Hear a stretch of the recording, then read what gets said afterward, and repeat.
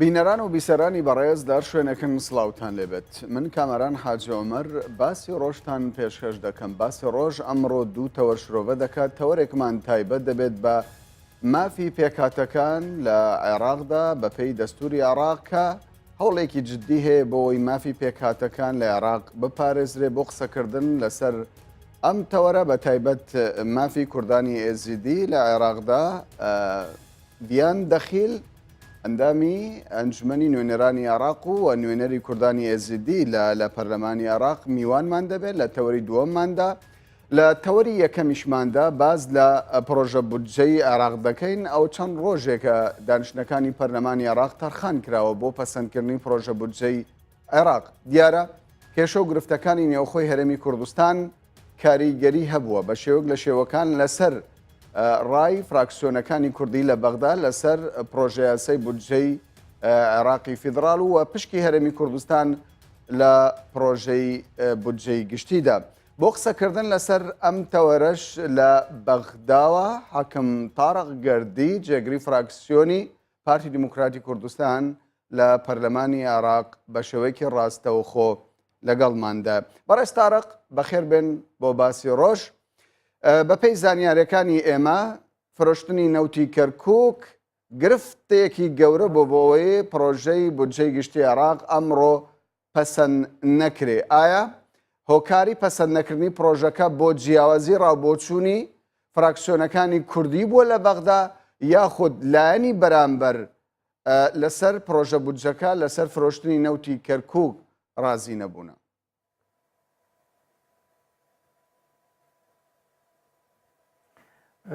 ئێوارە باشکە کامران ڕاستیدا ئەمڕۆ ڕەشنووسی پرۆژەی موازنەی بودجەی ساڵی 2017 عێراقی اتحادی لەبەردەستی لێژنەی دارایی ئەنجومەنی نوێنەرانی عێراق بوو کە زیاتر لە 2 هەفتەیە تاوتوێ دەکرێت و گفتوگۆی لەسەر دەکرێت بە تایبەتی لەم هەفتەیەدا کە هەفتەیەکی زۆر پڕ لە کار بوو بۆ لیژنەکە و بۆ ئێمە وەکو فراکسیۆنەکان و وەکو پێکاتەکان. ئەوەی کە پەیوەستە بە هەرێمی کوردستان مادەی یەکە و مادەی نۆیە و مادەی دەیە کە باز لە پشتی هەرێمی کوردستان دەکات بەپێی ئەو ڕێککەوتنەی کە پێشتر لە نێوان حکوومەتی هەرێمی کوردستان و حکوومەتی ئیتیحادی عێراقی بەغدا کراوە بە ڕادەستکردنی 550,000 بەرمیل نەوت ڕۆژانە بە معدل و بەرامبەر بە پێدانی پشتی 170 مەسروفاتی فعلی بۆ هەرێمی کوردستان. کاتێک کە باز لە مەسروفاتی فعلی دەکەین لێرە واتە 170ەکەمان نادەنێ. 170ەکە مەسروفاتی سیادی و حاکیمەی لێ دەردەچی و مەسروفاتی فعلیش بریتێ لەو خەرجیانەی کە ڕۆژانە و دواتر دەبێتە مانجێک دەکرێت لە هەموو کۆی حکوومەتتان بەو شێوەیە باز دەکەن لە کاتێکدا ئەگەر ڕەشنووسی پرۆژەکە ئەمڕۆ لەلایەن پەرلەمانی عێراقەوە پەسەند کرابە وا باسی لێوە دەکەن دوو بەیانی حکوومەتی عێراق ئەو بڕەپارەی بۆ هەرێمی کوردستان ڕەوانە دەکرد. ینی پرسیاری لێرەدا پرسیاری سەرەکی لێرەدا ئەوەیە ینی هاوڵاتیان دەپرسن ئایا بەڕاز پرۆژەی بودجەی عێراق بۆ هەرێمی کوردستان گرنگی و بایەخی ماوە؟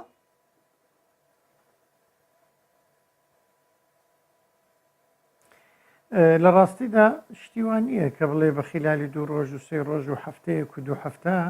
حکوومەتی ئیتیحادی ئەو بڕەپارەی ڕەوانەی هەرێمی کوردستان بکە. بەڵام ئەو ئیتیفاقیەیەکە کراوە لە سەرەتای 2015ەوە و حکوومەتی هەرێم بەنەوعێک پابندبوونی خۆی لە 6 مانگی یەکەمی 2015 نیشاندا. بەڵام حکوومەتی ئیتیحادی وەک پێویست مستحقاتەکانی پشتی هەرێمی کوردستانی نەنارد. ئێستا چەند ئەگەرێک و پێشنیارێکی تر لە پێشە سەرەتا برادرانی بزوتنەوەی گۆڕان پێشنیاری ئەوەیان کردبوو کە ئیلزامی حکوومەتی هەرێم بکرێتن بەوەی کە نەوتەکە ڕادەست بکە بەرامبەر ئەوەی ڕادەستکردنی حکوومەتی ئیتیحادی و ئەگەر نەکرا بە تعامل لەگەر پارێزگاکان بکرێت. بەڕاستی ئەوە شتێکی نادەستوری و نایاسایی بوو و توانیمان قەنەعەت بە هەموو لایەک بینین کە ئەمە ناکرێ و فعلەن وازیان لەو پێشنیارە هینا لەبەر ئەوەی لەگە دەستور کۆک نییە و حکوومەتی ئیتیحادیش گوتی نابێ. ئێستا پرۆژەیەکی ڕێگای جەنابتانەوە ینی ئەو زانیاریە وەرگین ئەو پرۆژەیە کە کۆمەڵ و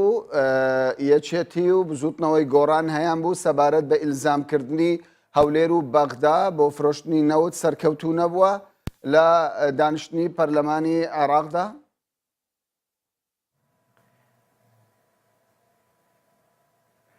هێشتا بابەتەکە نەهاتۆتە ناو دانیشتنی ئەنجومەنی نوێنەران بەڵکو لە ڕێگای لیژنەی داراییەوە ئەو پرۆژانە تاوتوێ دەکرێت. پرۆژەی دووەمیان کە زیاتر یەکێتی نیشتیمانی با بڵێن خۆی بە خاوەنی ئەزانێ بریتێلەوەی کە ڕۆژانە 300,000 بەرمیل نەوت لە هی کەرکووک ڕادستی حکوومەتی ئیتیحادی بکرێ بەرامبەر بەوە حکوومەتی ئیتیحادی موچەی فەرمانبەرانی هەرێمی کوردستان بنێرێ ئەو موچەیە کە خۆیان بڕواان پێ وەک لە لیستی وزارەتی مالیەی حکوومەتی ئیتیحادی هاتووە کە بریتە لە 682,000 فەرمانبەر کۆی پارەکەی دەکاتە نزیکەی 360 میلیۆن دۆلار. بەڵام ئەوەش دیسانەکە هەم لە ڕووی نەتەوەییەوە هەم لە ڕووی سیاسیەوە هەم لە ڕووی دەستوریشەوە ڕێکەوتنەکە پێشێل دەکات چکە ئەو ڕێکەوتنەی لە نێوان حکوومەتی هەرێم و حکوومەتی ئیتیحادی کراوە بۆ 550,000 بەرمیلە نەک بۆ 300 و لەلایەنی سیاسیشەوە ناکرێ ئێمە دوای دەیان ساڵ خەباتی میلەتی کورد ئێستاکە بین وا بە ئاسانی نەوتی کەرکووک ڕادستی حکوومەتی ئیتیحادی بکەینەوە سبەینێ تەڵەبیاتی زیاتریشمان لێ دەکەن و چێ ضەمانەتی ئەوە دەکاتن کە ئەوان دیسانەکە بێن جێبەجێی پابندبوونەکەیان بکاتەوە چێ زەمانەتی ئەوە دەکە مانگانە ئەو بڕەموچەیەش بۆ هەرێمی کوردستان ئەوەی تاڕق ئێوە وەکو پارتی ینی سەرنجی خۆتان هەیە دەمانەوێت ئەوە ئیقرار بکرێتن ئەو ئیتیفاقیەی کە هەبووە ئەوە جێبەجێ بکرێتن. باش ئێوە وەکو پارتی سەرنجی خۆتان هەبووە لەسەر مەسلەی فرۆشتنی نەوت و کۆمەڵ و یەکێتی و گۆڕانیش بە هەمان شێوە سەرنجی خۆیان هەیە لەسەر پرۆژەکان. ئێستا باز لە پرۆژێکی دیکە یەکێتی دەکەی. ئەو هەموو پرۆژەیە هەر حزبێک هەر فراکسیۆنێک پرۆژێک دەخاتە بەردەم ئەنجومەنی نوێنەرانی عێراق و دەخاتە بەردەم حکوومەتی عێراق. ئەمە چ مانایەکی هەیە؟ ئایا ئەمە مزایدەی سیاسیە؟ ئەمە چاواشەکاریە بۆ ڕایگەشتی لە هەرێمی کوردستان کە هەر حزبێک بانگەوازی ئەوە دەکا موچە بۆ خەڵکی کوردستان دەگەڕێنێتەوە؟ ڕاستیەکە چییە؟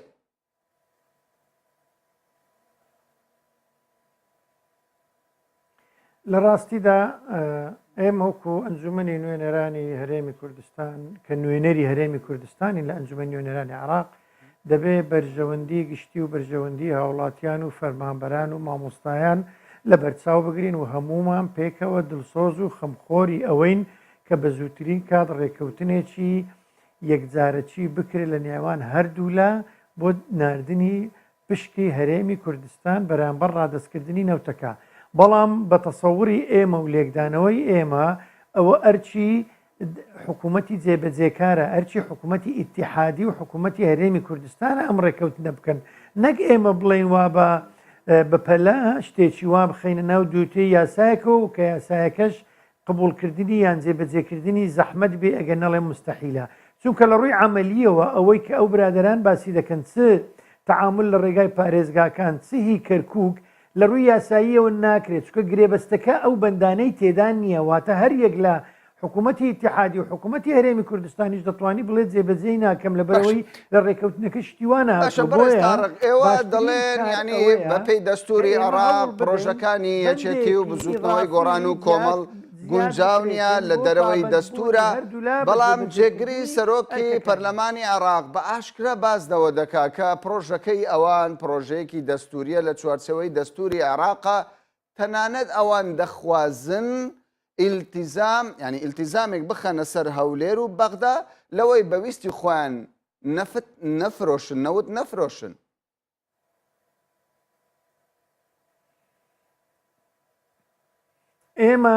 ئێمە تا ڕادەیەک ئەو قسەیەکی مەقبولە و ڕێک و پێکە دەمانەوێت چیتر حکوومەتی ناوەند یان حکوومەتی ئیتیحادی فیدرالی دەستی بە هەرێمی کوردستان و حکوومەتی هەرێم و خەڵک و فەرمانبەرانی نەکا فعلەن کاتێک کە حکوومەتی هەرێمی کوردستان ئامادەی خۆی نیشانداوە نەوتەکە ڕادەست بکە. بەڵام ئێمەش بە دوای زەمانەت دەگەڕێن کە پێویستە حکوومەتی ئیتیحادی ئەو بڕەپارەیە بنێرێ و بۆ لە ئەسڵا لە 2015 حکوومەتی ئیتیحادی ئەو ئەرکەی جێبەجێ نەکرد ئەوە بووە هۆکاری ئەوەی کە حکوومەتی هەرێمی کوردستان یەکلایەنە بیر لەوە بکاتەوە نەوتەکە بفرۆشیتن بە بازار و داخەکەم لەوەدا بوو کە نرخی نەوتی جیهانی دابەزی ئەوە بۆ سبەبی ئەوەی کە حکوومەتتی هەرێم نەیتوانی بە و نەوتەی کە دەینێری بڕەپارەکەی بەشی موچەی فەرمانبەران و مامۆستایان و پێداویستەکانی هەرێمی کوردستان نەکە ئەوەی ئێستا کە گرینگە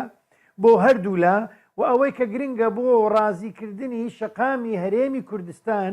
ئەوەیە کە سیغەیەکی پابندبوونی یاسایی بدۆزینەوە بۆ جێبەجێکردنی پابندبوونی حکوومەتی ئیتیحادی چکە ئەسڵەن زەمانەت لەوێ باشە پرۆژە ڕژنووسی ینی ڕژنووسی پرۆژەی گشتی ینی بودجەی عێراق کوردستان ئەگەر هاتوو گوتی ئێمە هەموو نەوتی کوردستان دەدەین بەرامبەر ئەوەی کە حکوومەتی ئیتیحادی سەدا حەفدەکەمان بدات باشە ئەگەر ڕژنووسەکە لەلایەن پەرلەمانی عێراقەوە پەسەند کرا ئایا حکوومەتی عێراق ناچار دەکا پارە بۆ هەرێمی کوردستان بنێرێ؟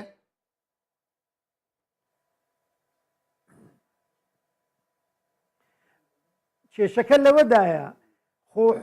ڕەشنووسەکە لە 2015 و لە 2016 و ناچاری حکوومەتی ئیتیحادی کردبوو کە پشتی هەرێمی کوردستان سەدا حەفدەکە بدا و نەیدا بە زۆر بیان و کە پارەم نییە و ئیفلاسم و کۆمەڵک شت فعلەنیش پارەی نەبووە ئەگەر حکوومەتی ئیتیحادی بێوێتن ئێستا کێشەکان چارەسەر بکە فەرم و باموچەی پێشمەرگە بدا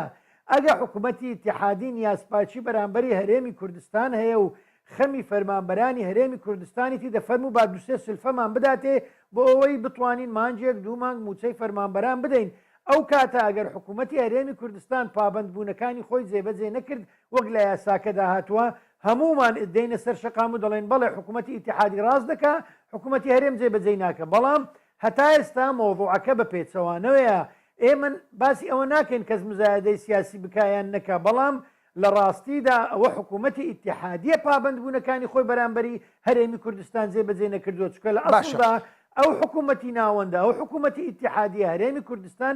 بەشێکە لە حکوومەتی ئیتیحادی دەبێ ئیتیحاد بێ ئەرکەکانی خۆی بەرامبەر پارێزگاکان و بەرامبەر هەرێمەکان جێبەجێ بکەوە ئەگەر لایەنێک کەم تەرخەم بوو خۆ محکمەی ئیتیحادی هەیە با ئێمە بە شەفافی قسە بکەین بەڕێز تارق یعنی ئەگەر لە کاتێکدا ناردنی پارە بۆ هەرێمی کوردستان لە دەست حکوومەتی عبادی بێ و بەپێی بڕیارێکی سیاسی ناردنی بودجەی هەرێمی کوردستان وەستێنرا بێ بۆچی یەکێتی بۆچی بزوتنەوەی گۆڕان بۆچی کۆمەڵی ئیسلامی پرۆژە دەدەن بە ئەنجومەنی نوێنەران و دەدەن بە بەرپرسانی بەغدا لەگەڵ بەرپرسانی دیکەی بەغدا دیدار و کۆبنەوە ساز دەکەن ئەگەر ینی دەرەنجامی نەبێتن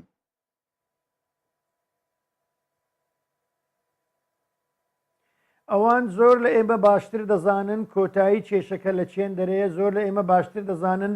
چییە ئەو مەرامەی لە پشت ئەو مۆزوعەیە بەڵام من حەز ناکەم لێرە قسە بکەم دەبێت ئەو پرسیارە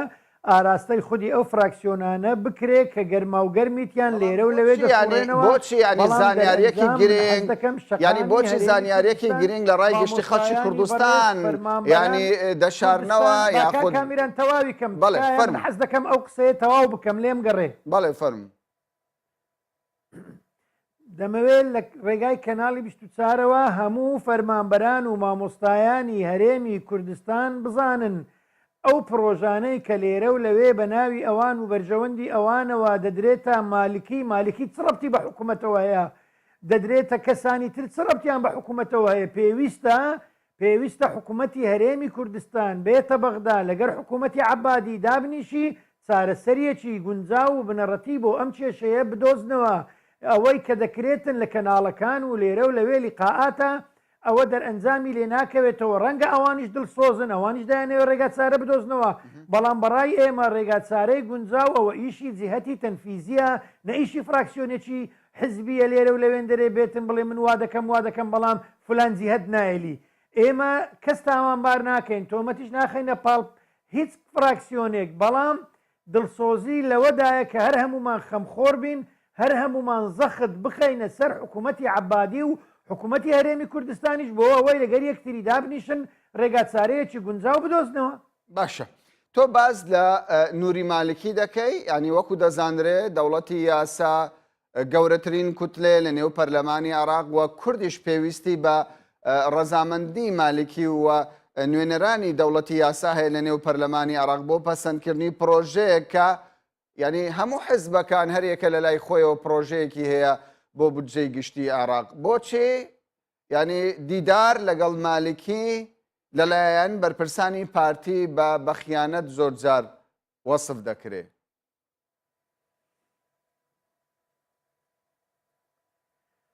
ئێمە ناڵین خیانەتە وە مالکیش تا حدێک ئەویش بەڵێ سەرۆکی کوتلەی دەولەت القانونە گەورەترین کوتلەی ناو ئەنجومەنی نوێنەرانی عێراقا و ئێستاکە گەڕایتەوە پۆستی جێگیری سەرۆکی کۆماری عێراقی هەیە بەڵام لە جزئیاتی موازنە ئەوە ئیشی دەوڵەتە ئیشی حکوومەتە ئیشی ئەنجومەنی وەزیرانە ئیشی بەڕێز مالکی نییە بۆیە کە تۆمانتاران نییە کە مافی خەڵکی کوردستان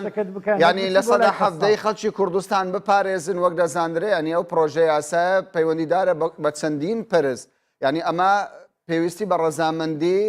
نوێنەرانی حیزبەکانی دیکە نییە فراکسیۆنەکانی دیکە نییە لە شیعە لە سونە ئایا بۆ فراکسیۆنە کوردەکان مافێکی ڕەوانەیە لەگەڵیان گفتوگۆ بکەن؟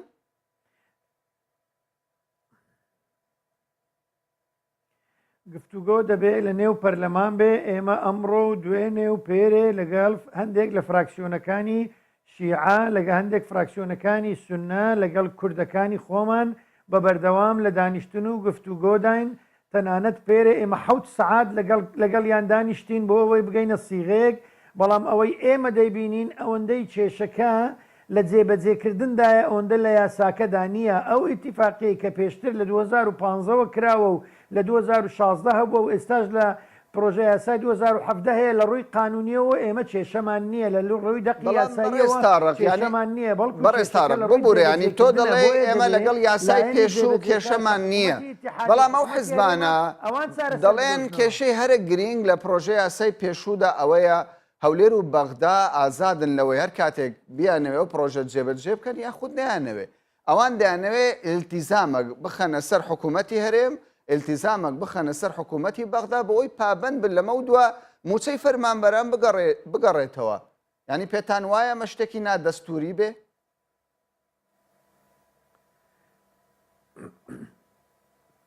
ئێمەش بە دوای ئەو پابند بوونەدا دەگەڕێن حەز دەکەین خاڵێکی بەهێز هەبێ پابندی هەردوو لا بکە بیان بەستێتەوە بەوەی کە پێویستە هەریەکە و ئەرکەکانی خۆی جێبەجێ بکە لەوەی کە هەرێمی کوردستان 550,000 بەرمیل ڕۆژانە ڕادستی حکوومەتی ئیتیحادی بکە پێچەوانش حکوومەتی ئیتیحادی مستحقاتی ئێمە بدا بەڵام من تەسەور ناکەم هیچ یەک لەم کاملایەنانە بتوانن ئەم ئەرک و ئیلتیزامە وەک خۆی جێبەجێ بکەن بۆیە پێویستە نەسێک هەبێتن لایەنی متەضەرر مراجعەی محکەمەی ئیتیحادی بکاتەوە بۆ ئەوەی فعلەن دادگا بڕیار بدە کاملایەنە جێبەجێ نەکردووە ئەرکەکەی خۆی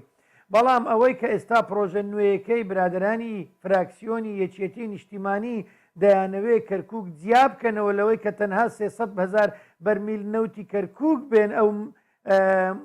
مناقلەی لەسەر بکەن و بەرامبەر پێدانی تەنها موچە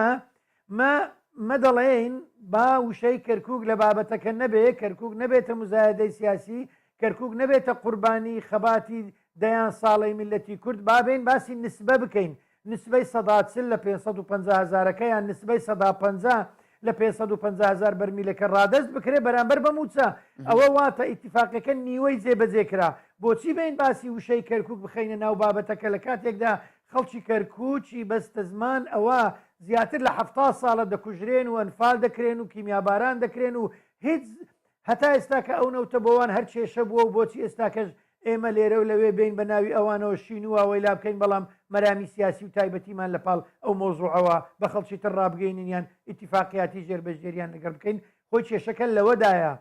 ئێمە باسی هەرێمی کوردستان دەکەن هەرێمی کوردستان 550,000 یان 600,000 بەرمیلیەیە باش ئەگەر حکوومەتی ئیتیحادی ناتوانێت 170 وەکو خۆی بدا با داوا لە ئێمە بکە 150 ئەم 600 ئەم 550یان بدەینێ بەرامبەری ئەوە ئەویش تەنها موچەمان بداتێ واتە بەس نەفقاتی تەشغیلی بەبێ نەفقاتی ئیستثماری ئەوە کێشەیەک نییە ڕەنگە حکوومەتی هەرێمی کوردستانیش پێشوازی دەکا و زۆریش پێی باش دەبێت دواتر ئەوانی تر دەتوانی لە نەفقاتی داخلی و غیرە نەفتی کێشەی بەڕێوەبردننی حکوومەتەکە چارەسەر بکاتن باشە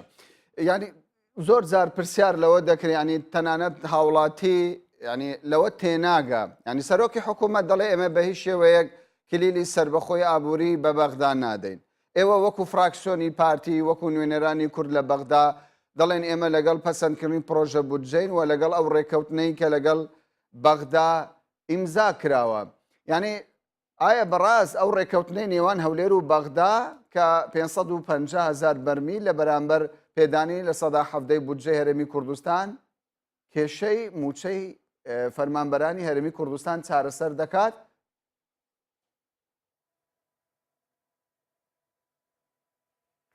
لە ڕاستیدا بەشێک لە کێشەکە چارەسەر دەکات، بەڵام ئەگەر بگەڕێنەوە سەر ئەسلی بابەتەکە پرۆسە یان پرۆژەی ئابووری و پرۆسەی نەوتی هەرێمی کوردستان پرۆسەیەکی گەورە و قۆناغ بە قۆناغە کە پەیوەستە بە ئەمنی نەتەوەیی هەرێمی کوردستان. تەنها مەسئلە موچە نییە. پێدانی موچەی هەرێمی کوردستان لە ئەستۆی حکوومەتی هەرێمی کوردستانە مادام خۆی نەوتەکە دەفرۆشێ دەبێ بتوانێت دابینی موچەی فەرمانبەرانیشی بک، بەڵام بەهۆی ئەو قەیرانە داراییەی کە ئێستاکە لە ناوچەکەش هەیە لە هەموو وڵاتانی ئۆپیک هەیە نرخی نەوت دابەزیوە. ئەگەر سیر بکەن دوێنێ کۆبوونەوەی وڵاتانی ئۆپیک بوو و چەند ڕۆژی داهاتوو کۆبوونەوەیەک یان کۆنفرانسێکی گەورەی تری نەوتی کوردستان لە لەندەن دەکرێت هەموو بە دوای بەرە و پێشەوە بردننی پرۆسەی نەوتی هەرێمی کوردستانە. ئەوە پرۆسەیەکی نەتەوەیە دەبێ هەمومان پاڵپشتی بین، بەڵام نرخی نەوت بووە سەبەبی ئەوەی کە حکوومەتی هەرێم پرۆژە نەتەوەیەی کە بەڕێستان باسی لەوە دەکەن ئایا ینی لەگەڵ بەغدا باشترە کاری لەگەڵ بکرێ یاخۆت هەرێمی کوردستان سربەخۆیانە ئەو نەوتەی بفرۆشێ هەرێمی کوردستان بکاتن؟ بەڵێ تێنەگەیشتم. ئەو پرۆژە نەتەوەیە کە بەڕێستان باسی لەوە دەکەن دەڵێن ینی فرۆشتنی نەوت لە ڕێگای هەرێمی کوردستانەوە پرۆژەیەکی نەتەوەیە، بەڵام ئێستا جارێکی دیکە ڕادەستکردنەوەی فرۆشتنی نەوت بە کۆمپانیای سۆم و بە حکوومەتی عێراق بەمانای چێ؟ بەمانای گەڕانەوەی سەرخاڵی سفرە؟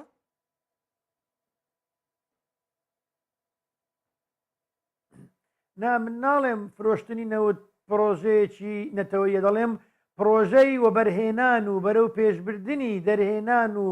بە بازارکردنی نەوت و مەسائلی پترۆکیمیاویات و دروستکردنی پاڵاوگەکان ئەوە یەکێکە لە بنەما ئابوووریەکانی نەتەوەی کورد لە ناوچەکە و ئەوە ئەو پرۆژەیە بووە هۆی ئەوەی کە هەرێمی کوردستان کەوتە سەر نەخشەی نەوتی جیهانی ئەوە خۆی لە خۆیدا لە ڕووی معنەویەوە سەروەریەکی گەورەیە بۆ ئەو کەسانەی کە بەشداریان کرد لەم کارەدا. ئەگەرچی ئەمڕۆ نەتیجەکەی یان بەرهەمەکەی وەک پێویست نەبووە بەهۆی نرخی بازاری جیهانیەوە، بەڵام لە ئایندە بۆ ئەجیالی داهاتوو بۆ نەوەکانی تری کوردستان قیمەتی ئەم کارە دەزانن کە ئەو کەسانی ئەم کارەیان کردو و لە پشتەوەی بوونا تا چەند سوود بە نەتەوەکانیان دەگەێنن لە ئایندەدا. باش ئەوەی کە گرنگە ئەمڕۆ ئێمە تاکو ئێستا بە پێی دەستوری عێراقی بەشێکین لە حکوومەتی ئیتیحادی فیدرال، بۆیە لە کاتی پێویست دەبێ حکوومەتی ئیتیحادی فیدرال بەهانای کێشەکانی هەرێمەکان و پارێزگاکانی نەبەستراو بە هەرێمەوە بێن، چ لە ڕووی دارایی بێت، لە ڕووی کێشەی ئەمنی بێت، لە ڕووی مەسائلی تەواڕی و فێضانات بێ، هەر کردەوەیەک هەر شتێک ڕوو بداتن. ئەی بۆ پێشمەرگەی هەرێمی کوردستان دیفاع لە مووسڵ دەکا، خۆ هەرێمی کوردستان نییە؟ ئەی بۆ پێشمەرگەی کوردستان دیفاعی لە ئەنبار دەکرد، خۆ ئەنبار نییە سبەینە کێشەیەکی فێضانیان وەبائێک لە بەسڕاش دروست بێ، هەرێمی کوردستان دەبێ بە پیر ئەوە بچێ. بەرامبەر ئەوە دەبێ حکوومەتی ئیتیحادیش بە پێر ئەو قەیرانە داراییە بێتن کە ئەمڕۆ هەرێمی کوردستان تێکەوتووە. هەروەکو لە مادەی 121 دستوری عراقي لبرقي سيدري تخصص مبالغ للمحافظات والأقاليم عند الحاجة، يعني ده بيوستا يستا حكومتي اتحادي أرشيتي أو زي بزي كاتن نوكو بيتن بصدقة يان ببياوتي يان ببي اتفاقي كوابو مام بكاتن. باشا اگر حکوومەتی عراق ئەرکیبی بودجەی هەرێمی کوردستان بنێرێ لە کاتێکدا دەبێ ینی هاوڵاتی بەچیەوە دڵی خۆش بێ، ینی پەرلەمانتارانی کورد لە بەغدا هەریەکە لەلایەن خۆیەوە هەریەکە بە ڕەنگێک باز لە پرۆژەی پەسەندکردنی بودجەی گشتی عراق دەکات. ئەمە چ دەستکەوتێکی دەبێ بۆ کورد لە کاتێکدا ئەگەر حکوومەتی عراق پارە ڕەوانەی هەرێمی کوردستان نەکات؟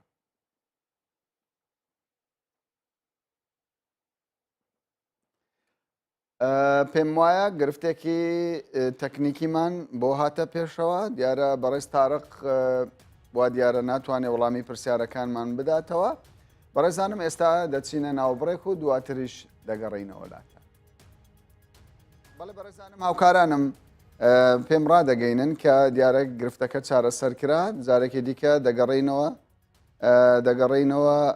بەغدا بەڕێز تارق جێت لە دەنگمان بەڵێ بەڵێ دواپرسارم ئەوە دەبێت لە کاتێکدا ئەگەر حکوومەتی عراق ئیلتیزام بە نردنی بودجێ هەرێمی کوردستان نەکا کە بە پێی دەستوری عراق دەبێ پارە بنێرێ بۆچی دەبێت خەڵکی کوردستان دڵی بەوە خۆش بێ پرۆژە یاسای بودجەی گشتی لە بەغدا پەسەند بکرێ نەکرێ لە سەدا حەڤدە بێ کەمتر بێ زیاتر بێ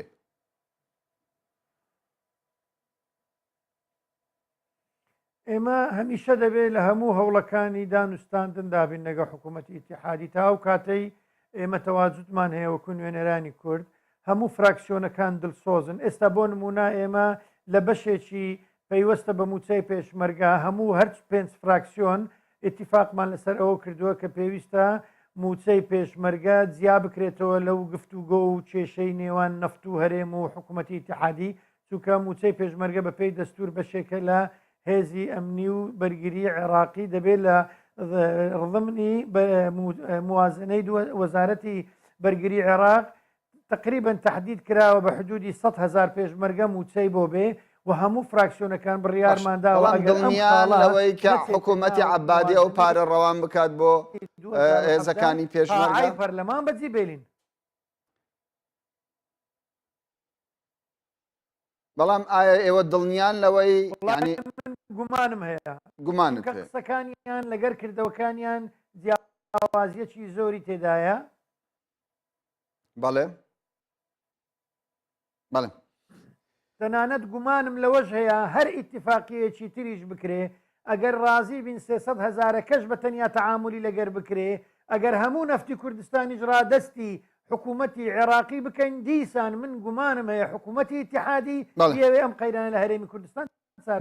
بەڕێز حاکم تارق گەردی جێگری فراکسیۆنی پارتی دیموکراتی کوردستان لە پەرلەمانی عێراق کە بە شێوەیەکی ڕاستەوخۆ لە بەغداوە لەگەڵمان بۆی زۆر زۆر سوپاست دەکەین. بینەرانی بەڕێز ئێستاش دەچینە ناوبڕێک و دواتریش تەوەری دووەمی باسی ڕۆژ دەکەینەوە.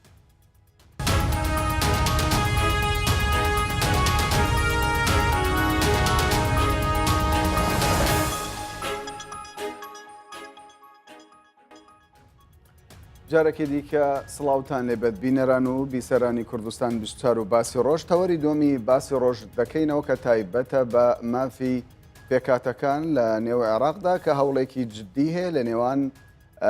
تەواوی پێکاتەکانی عێراق بۆ دەستەبەرکردنی پرۆژە یاسایەک لە پەرلەمانی عێراق تاوەکو مافی پێکاتەکان لە عێراق بپارێزرێ و هەروەها باز لە ڕەوشی کوردانی ئێزیدی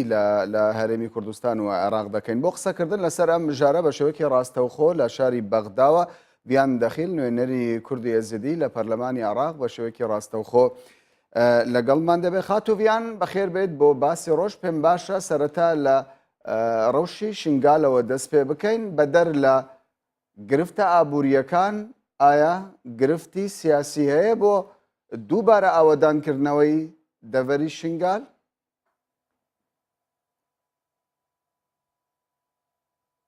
بەێ گەلک مەمنون بۆ جەنابێەوە و بۆ بینەرانێت عەزیز تاکید یعنی مشکلا شنگال نەمشکلەکە بەس ئەمنیە یان ئەو خەڵکێمە بکاربن بەگەڕە هەنەها هەندێک مەشاکلێت سیاسیژی هەینە خاصەتەن هەندێک خەلکێک هەتانۆکە یعنی لێ دەرێنە احتیمال هەندێک مەشاکل بۆ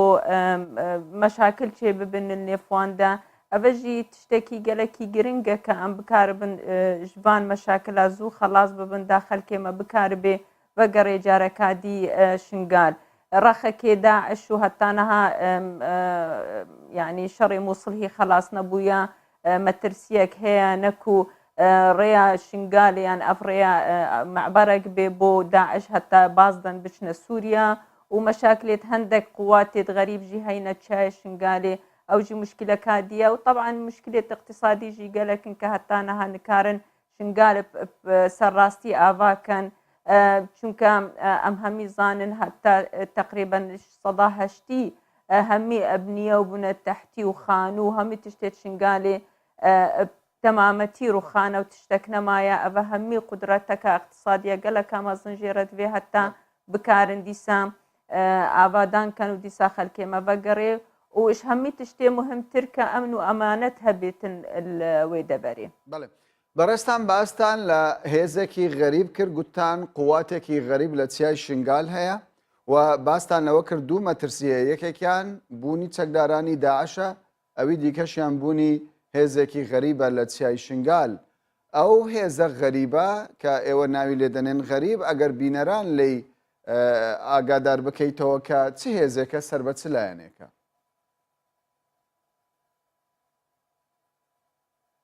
بەڵێ ڕاستی طبعا ئەم نکارن مقارنە بکەن نێڤا داعش و نێڤا مثلا قواتێت یەپەک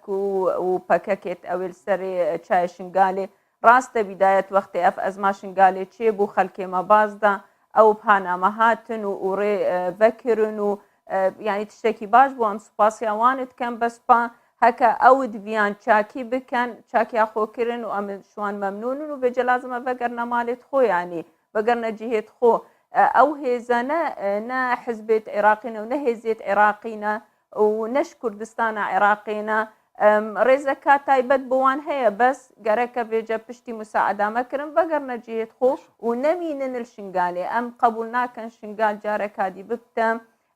جیهەکی بۆ هەندێک قواتێش دەربەش تورکیا و سووریا هاتینە و شنگالێ ڕوونەهن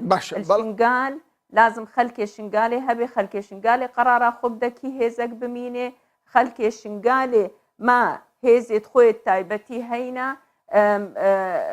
پێک هاتێت شنگالێ گەلێک لێ دەرێ هەمیە شنگالێ وێ پارێزن ji ber هەندێ ئەف هێزێت ji derve هاتینە بڕاستی tiştekî metirsiyek بۆ ما çêkirîne کە ماناوان لێ دەرێ نەباشە بۆ ڕەوشە ئێزدیا نەبەست ڕەوشە سیاسی حتا ڕەوشە ئەجتیماعی احتیمالە gelek xelk fikrê vî tiştî nake بەڵام بۆ من کە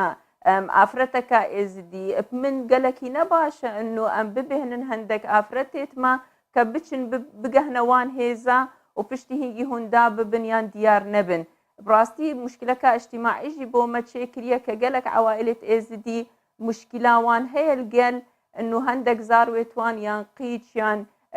ئەهلەتێتوان چوینە گەهشتینەوان هێزە و نەها پۆشمان و دوێن ڤەگەڕێهن و نکارن بچی طریقەکێ خاتوڤیان ببوورە ئەو هێزا کە لە سەرەتادا هات بۆ شنگال بۆ پاراستنی وەکو خۆیان باسی لێوە دەکەن بۆ پاراستنی کوردانی ئێزیدی هاتنە دەڤەری شنگال ئێستا چ بەڵگەیەک لە بەردەستی ئێوەدا هەیە کە زۆر جار بازدەوە دەکرێت بوونی ئەو هێزە لە دەڤەری شنگالدا وا دەکات کوردانی ئێزێدی دابەش بکە و چارەنووسیان بەرەو ئاقارێکی مەترسیدار ببە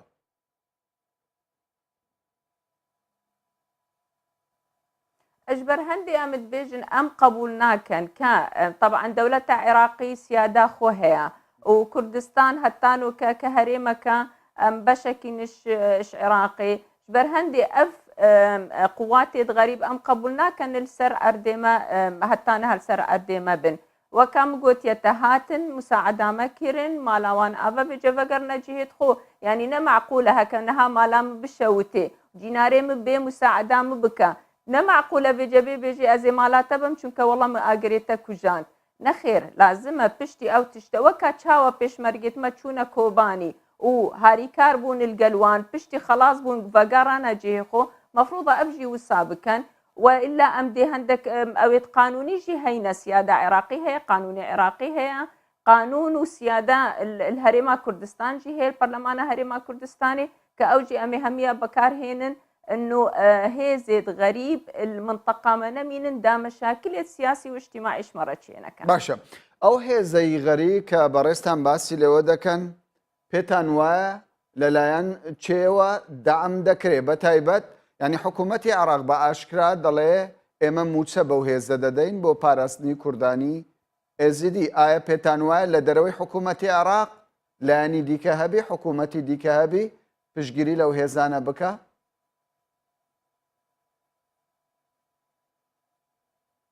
تصورا من لایەنی دی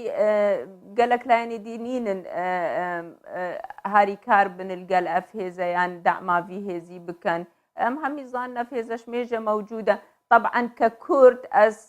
یعنی ڕێزا من هەیە بۆ وان کە بۆ خەباتێ وان کە بۆ ئەvە چەند ساڵە خەباتت کەن چل سووریا چل تورکیا ئەف تشتێکی جهێ ڕێز و تەقدیرەیە بەس مشکلامە نەیەن الvê derê ئەردێمە وڵاتێمە بێجە دیسە داگیرکردن یان ببن یان بخۆ جهەکی لێ دەرێ دابینکن چونکە ئەف تشتێکی غەریبە سەر مجتەمەعێمە ئەم نەتفێرن ئنو الگەلڤان هێزە ئەم بژین ئەف هێزە دائما تایبەتن بوان خەلکێت ما برادرێت مەیل کوردێ سووریا و تورکیا بەڵام ئێمە ما ئەحزابێت خۆ هەیە مە سیاسەتا خۆ هەیە مە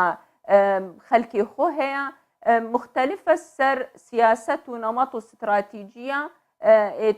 ئێتبان هێزە ئێتپەکەک بن یان یەپەکە بن یان غێری وان بەر هەندێ من یعنی ئەم گفتوگۆیەکی لەگەڵوان بکەن کە ئەو هەتانەها بواجبێ خۆ هەستان کە کوردایەتی کردن و هاتن هاریکاریامە کردن و کارم بێجەنەها بەگەڕن پشتی شنگار ڕزگار بوو پشتی خەلکێمە هاتنە بەگەڕانە جێهێ خۆ مفروضة وصابي هكنا طبعا بالتأكيد غير تشتل قلوان وإيكرن حسب قانون عراقي وقانونية هريما كردستاني بلام أم قبلنا كان هندك خلكي ما يتأزدي الشنغالي ببنى ورقكي النبدستي حكومة عراقي وهيزي الديدة ببتا ورقك ضغط يعني مثلا حكومة عراقي بتشتكي بوخو ديني الشنغالي واستعمال بكاف تشتا مرفوضة نهائيا فاما ما هي زي تايبة يدخو هينا هندق لاينهن تنانا لسر آستي يعني حكومتش هول دادن بو كوچ فكرني كرداني ازيدي و دوورخستنەوەی کوردانی ئێزدی لە دەڤەری شنگال و ڕەوانەکردنیان بۆ دەرەوەی وڵات بۆ نمونە وڵاتی کەنەدا ئامادەی خۆی نیشاندا کە پێشوازی لە کوردانی ئێزیدی بکە دەگوترێ لەلایەن هەندێک لە ڕێکخراوەکانی دەڤەری شنگالەوە کە ئێزیدین هەوڵێکی ئێرانیش هەیە کوردانی ئێزیدی بەرەو ئێران ڕەوانە بکرێن ئێوە لە بەردەم ئەم جۆرە سیاسەتانە چی دەڵێن پێتان وایە لە بەرژەوەندی کوردانی ئێزیدیدا شوێنی و پێگە و باب و باپیرانی خۆیان جێبهێڵن؟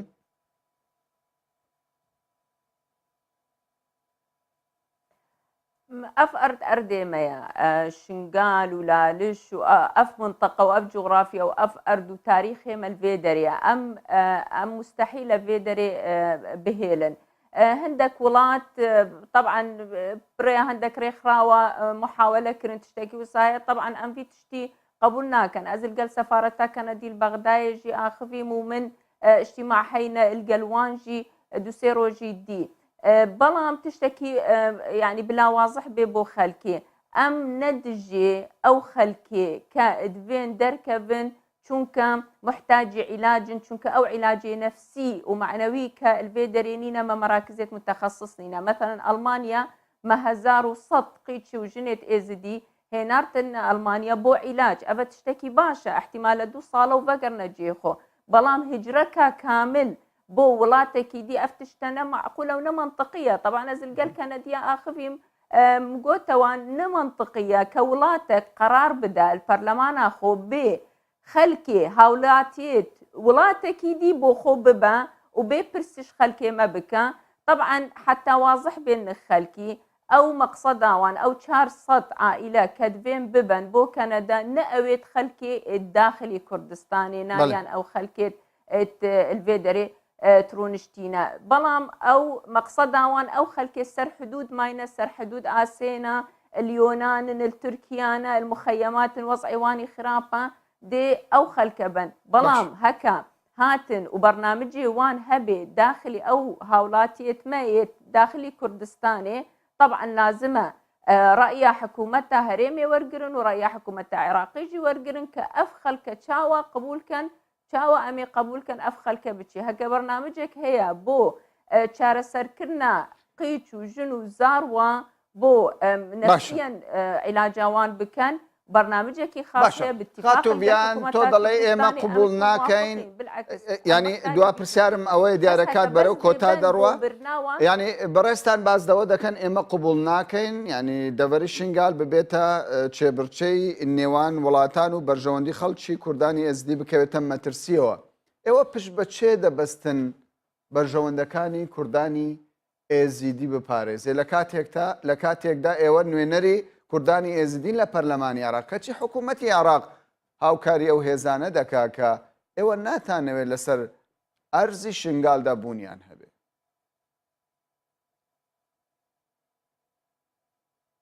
ئەما پشتا خۆ بکی ئەمت بەستن بخەلکێمە بخەلکێ شنگالێ چونکە دائیمەن ئەم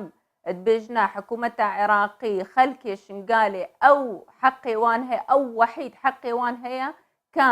بێژن مەچت بێ کە تەقریرا مەسیرا خۆ بکەن بڤێنر شنگالێ بمینن بڤێن ببنە بەشکل هەرێمێ ئەو دێ حەقی خۆ مافی خۆ پارێزن ئەو قووەتە شنگالیە هەیە خەلکێ شنگالیە هەیە خەلکێکی دینینە بەس ئەو حەقیوان هەیە کە بێژن مەچت بێ ما داوا کریە شنگال بتە محافظە و ئەو خەلکێ شنگالێ ئەو بێ محافظە خۆ پرێوە ببن ئەvە تشتێکی گەلێکی گرنگە و پشتی هنگی ئەم کارن سەر مەسیر و مستەقبەلی شنگالێ باخ بەڵێ ینی پێم باشە ئەو پرسیارش بکەم چونکە پێم وایە خەڵکی کوردستانیش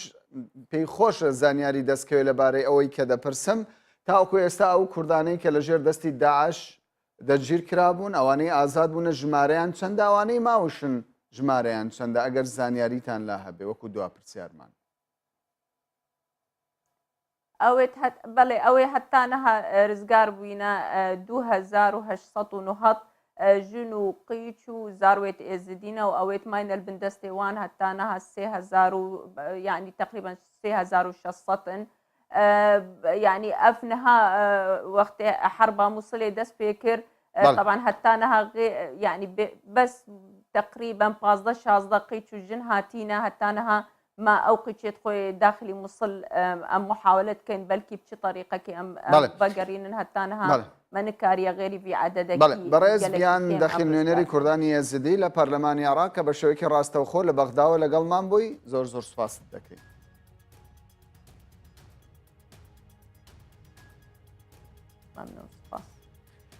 بینەران و بیسەرانی بەڕێز سوپاس بۆ ئێوەش کە کاتی خۆتان بە ئێمەدا بمێنن بە خێر و خۆشی.